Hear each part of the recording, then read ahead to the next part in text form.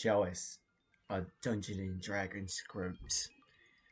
They grow a camaraderie of friendship and fantasy.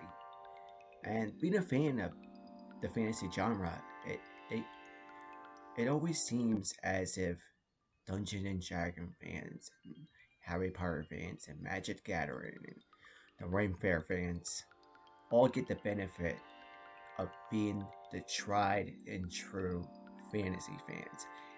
And often or not, they play Dungeons and Dragons together, and or Geek and Sundry, and see like celebrities and famous people, and just bona fide models playing Dungeons and Dragons, and they do like voices and they drink the beer while playing the game. But like Will in Stranger Things, like it's like summertime, and he's sitting at the table by himself. That's how I'm like with no one to play with. It's not that I don't have any friends. It's just that all my friends aren't nerds. uh, they like sports. They like fixing cars. The nerdiest to get is video games. They were skaters. I couldn't I couldn't skate. I always fell on my ass. I was like the lone kid with the comics. I never went to Ren Fair. I never read Lord of the Rings. I haven't seen the movie since the the theaters. But the genre of fantasy doesn't need to be uh, experienced at these fairs. It's as easy as looking at it painted by Frank Frazetta. Right there, it's a framed still shot of the most fantasy thing you could look at. Playing a good RPG,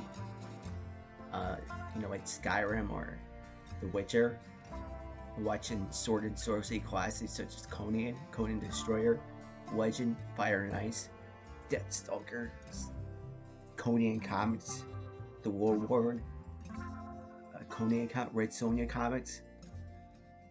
Because honestly, my experience with Dungeons and Dragons and Magic, uh,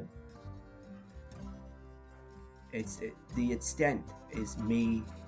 I go inside these comic shops while the tables, the Magic games are going on, and they see me walk in, and it's like that scene at a cantina in a western where they're all playing cards, and I'm like this drifter who walks in, and I went into sunlight, and they all look at me like I'm just. And the bartender looks at me, and he's at the comic shop owner. He's like, "We don't want your kind around here."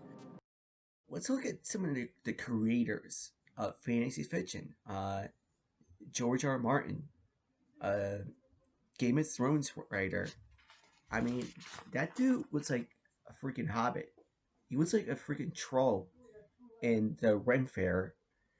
Then let's look at Robert E. Howard, the creator of Conan. He wanted to be an actor, a sports star, and the way he lived, of his fantasy fiction of when he created Conan, like he wanted to be Conan. He wanted to be a guy that kicks ass and gets the girls, but like he had to put it on paper. Um, but the reality is he lived with his mom his whole life. And when she died, he killed himself.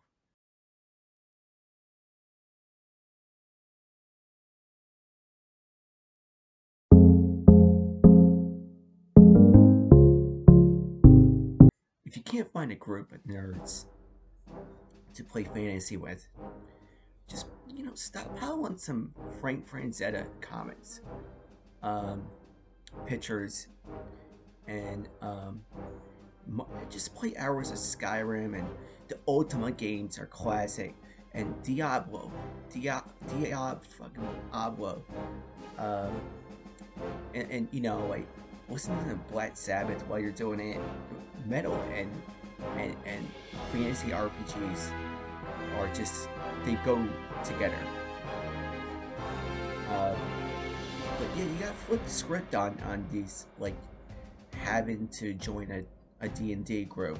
You know, live your own fantasy. You know what I mean? Just live your own fantasy.